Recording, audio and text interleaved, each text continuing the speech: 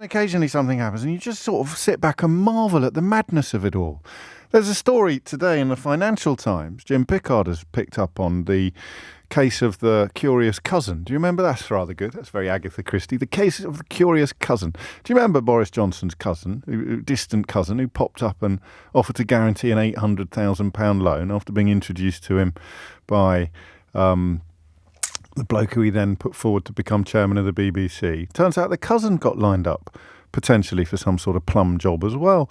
And you sort of see these stories. Obviously, if you're me, you think, oh, God, that's another one that I didn't get into the book. But the normal people, it's just not normal. This isn't normal. And that's the British equivalent, which still, thankfully, is a little bit more, what's the word I'm looking for? Anodyne, a little less serious than the American equivalent. But the American equivalent is absolutely bonkers now. So Donald Trump, just off the top of my head, right, is a convicted sex offender. He has been heard boasting on tape about official secrets that he stole from the White House. He has been heard on tape trying to steal the last election by pressuring politicians and officials in Georgia to find him votes that hadn't been cast. The evidence is absolutely irrefutable. The vagaries of the law and court cases in the American legal system mean that convictions are by no means guaranteed. Just we have to be careful what you say at this point. But one can think of a few instances from American legal history that rather challenge naive presumptions. But it is truly breathtaking, and yet here we are. It's quite incredible. So this mugshot appears overnight, and immediately Donald Trump is selling T-shirts with it on, and it's the point about the evidence, isn't it?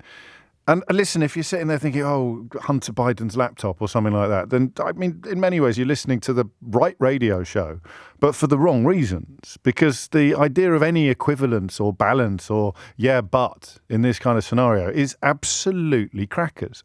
Truly, truly crackers.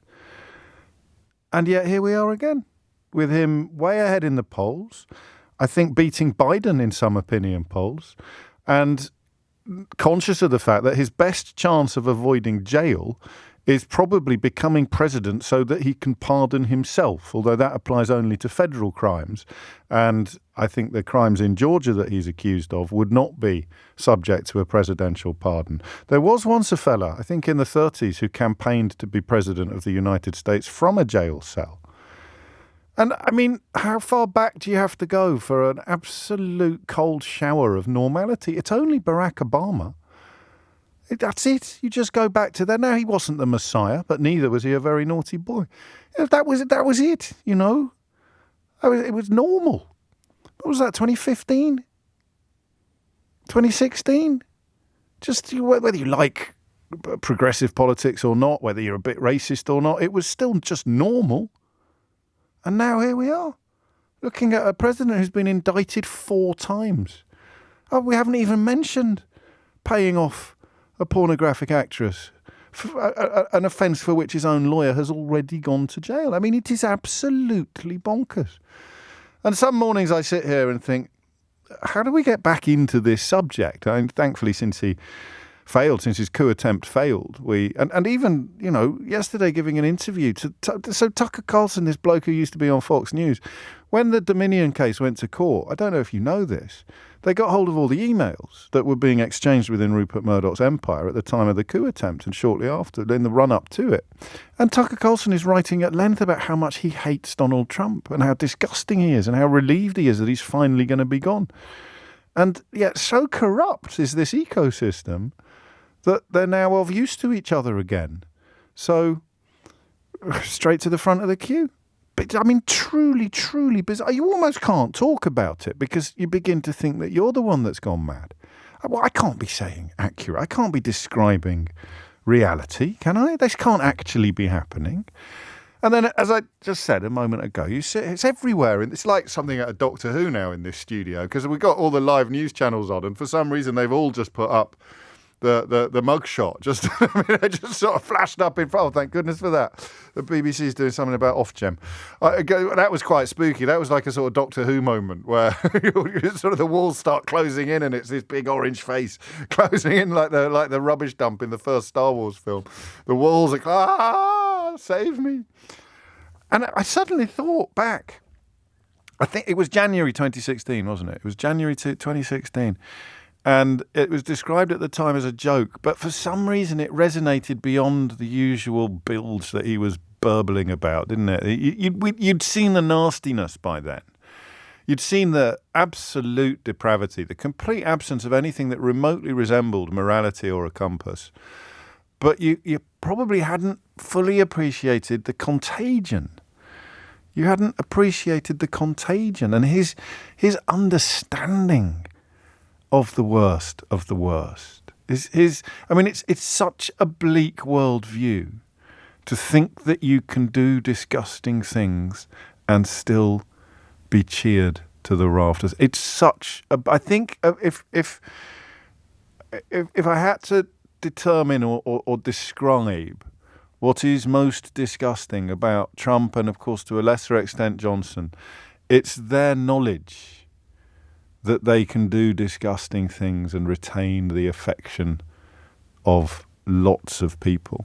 You know, if Johnson had got into the race when Truss resigned, he probably would have won. The Conservative membership probably would have carried him back into Downing Street, and he would have been there when the Privileges Committee report dropped and he got recalled from his own constituency.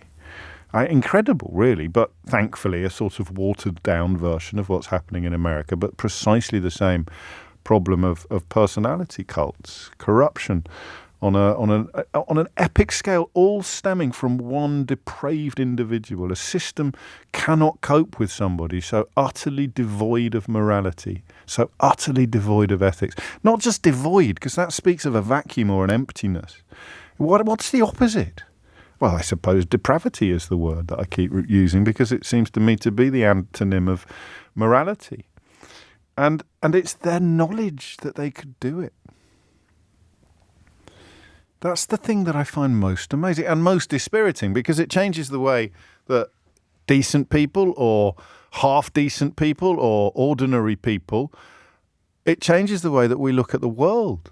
You know, you know, obviously, that we've had Hitlers and we've had Stalins, and they can retain the support and the popularity of a population. But you always think of it as in the history books, or well, it can only happen if you're like Kim Jong-un and you've managed to completely deprive the population of information. You've managed to completely control the flow of truth.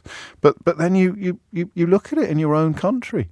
If Boris Johnson launched a coup attempt, do you think that Nadine Dorries and Jacob Rees-Mogg would be alongside him or standing up for democracy, society and decency? I'll leave that question hanging.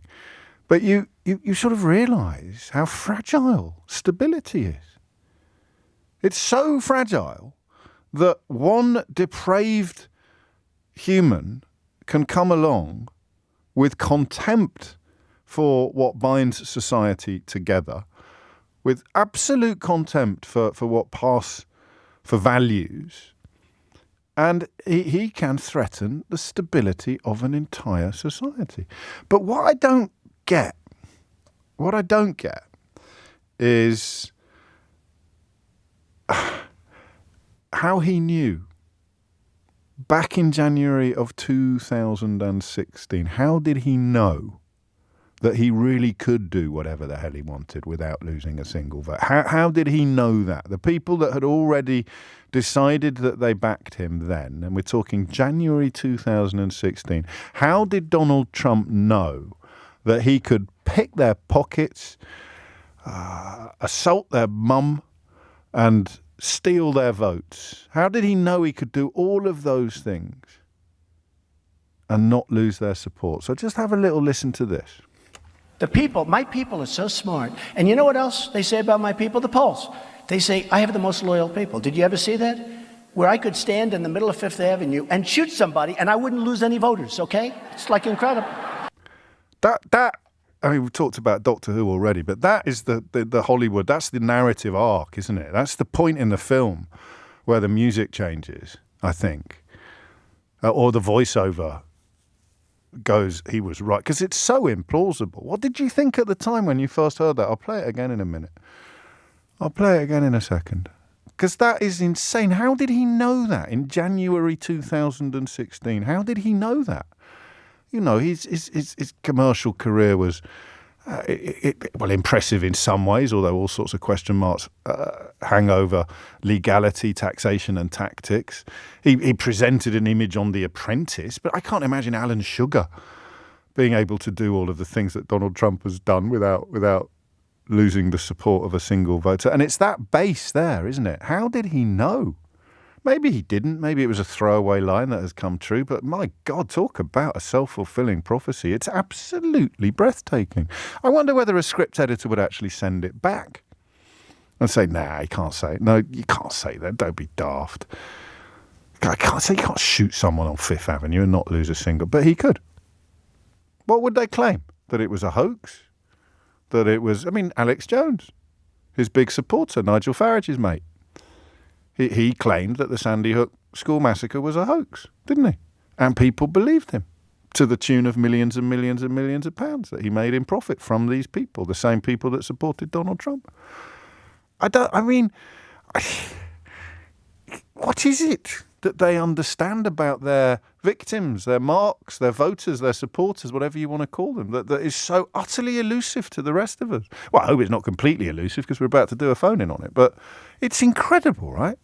So, this is prompted by the mugshot, which obviously I can't do on the radio. But if you haven't seen it, excellent coverage as ever over at lbc.co.uk. It's a bizarre picture, but it's one that he's already boasting about, already using as propaganda. I don't know that it will move a single needle. I think if you've already swallowed the Kool-Aid, then you'll think that it helps Trump. And if you are living in the real world, you'll think that it doesn't. It's that simple. It's an alternative reality that he has offered to people, a completely bogus reality in which he won the election and he didn't start a coup and he didn't steal documents and he didn't try and rig the votes in Georgia and he didn't pay off a pornographic house. It's completely ridiculous. What do his supporters even do on that? Do they just not care, or do they believe the lies, or have they switched something off? Or was it never switched on? And how did he know?